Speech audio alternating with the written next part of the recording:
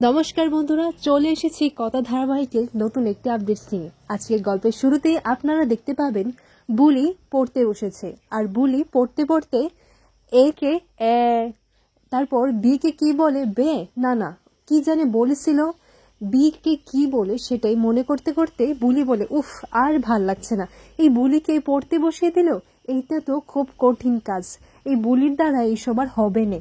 এরপর বুলি বইটাকে খুব সুন্দর করে দেখে, বলে যে আরে এখানে তো মিনিও আছে, এই বিড়ালটা কিভাবে আমার দিকে তাকায় রয়েছে। এরপর বুলি বলে এই তো, যদি বই না থাকে তাহলে পড়তেও হবে না। তাই বুলি কেচি খুঁজতে লাগে আর কেচিটা পেয়েও যায়। তারপর বুলি এক এক করে সেই এ বি সি ডি এইগুলো কেটে ফেলে।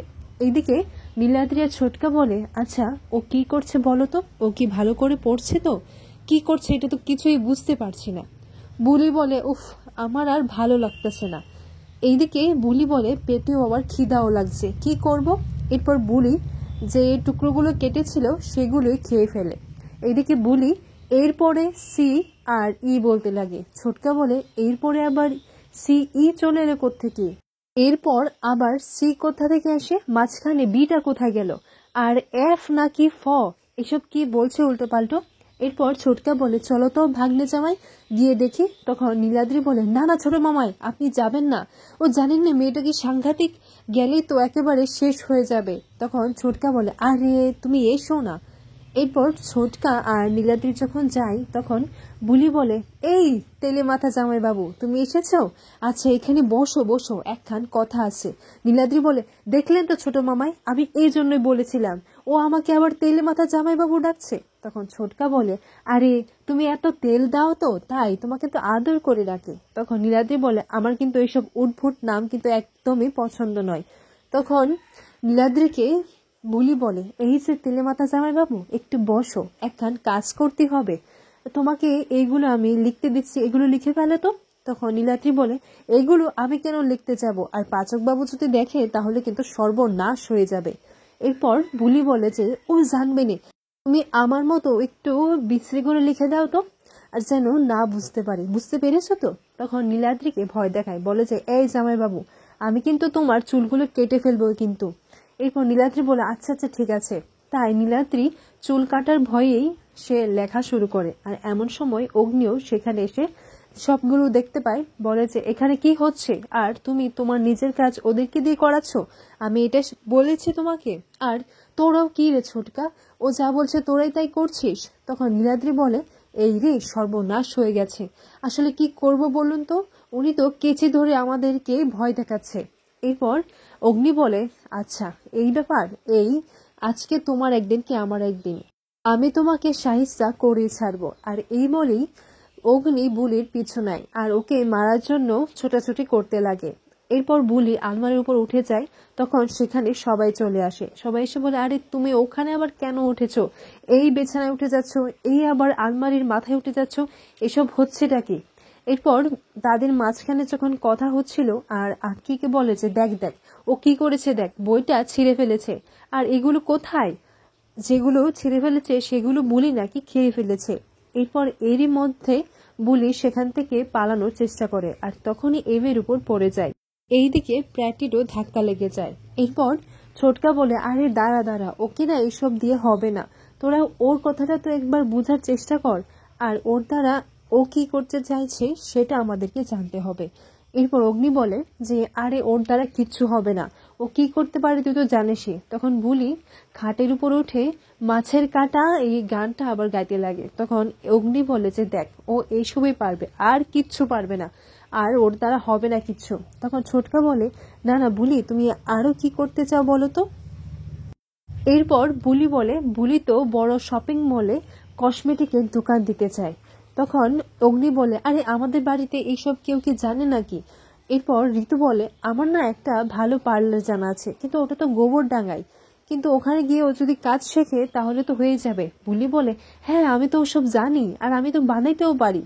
এরপর ঋতুকে বলে আচ্ছা ঠিক আছে, তাহলে তুমি ওকে গোবরডাঙ্গায় নিয়ে যাবে, গাড়ি আমি ঠিক করে দেব, ও আসবে আর যাবে আর বাড়িতে এসে পড়াশোনা করবে, এটাই ফাইনাল হয়ে গেল।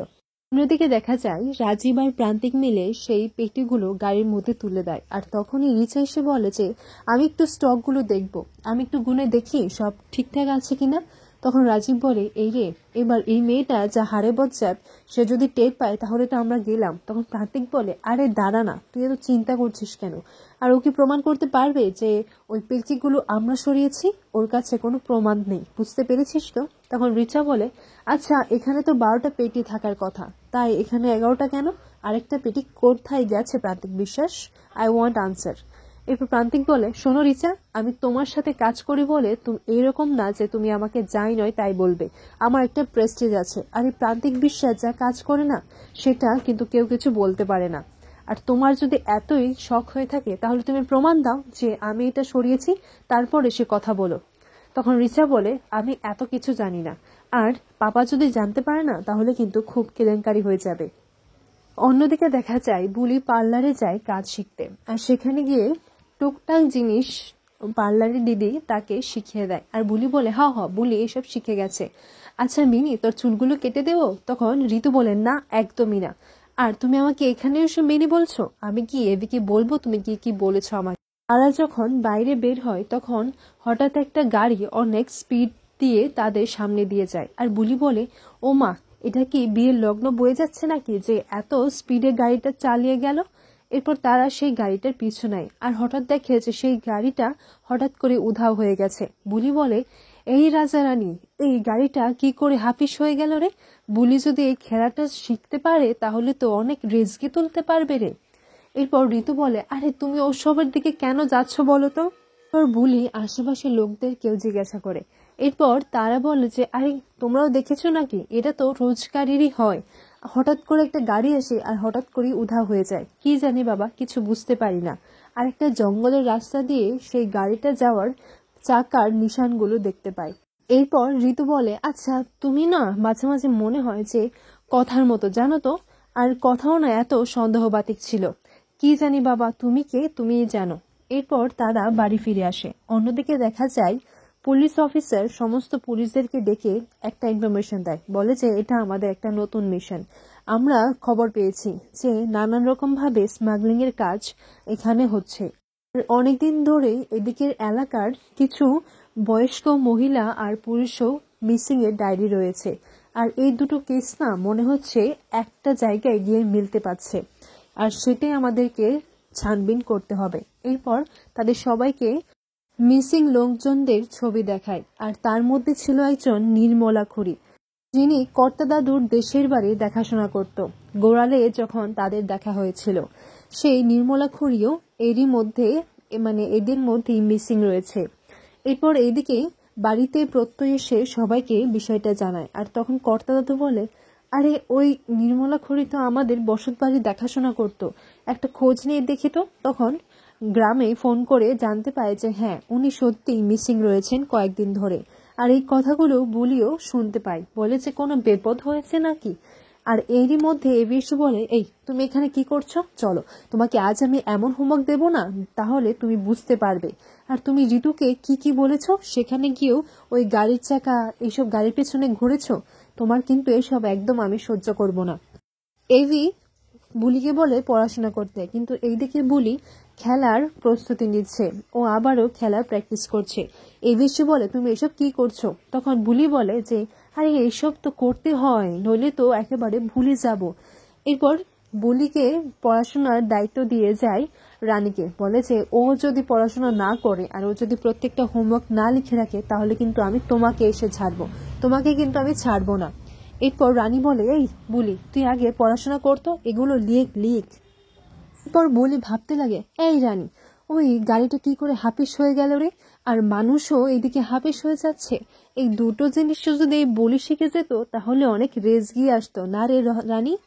এরপর রানী বলে ওসব কথা বাদ দে, ওই দেখলি না ভালো সাহেব কি করে বলে গেল, আগে সেইগুলো লেখ। বুলি বলে কিন্তু তার আগে বুলি যে একখান কাজ শিখছে ওই পার্লার থেকে, সেটা একটা জাদু দেখাইব।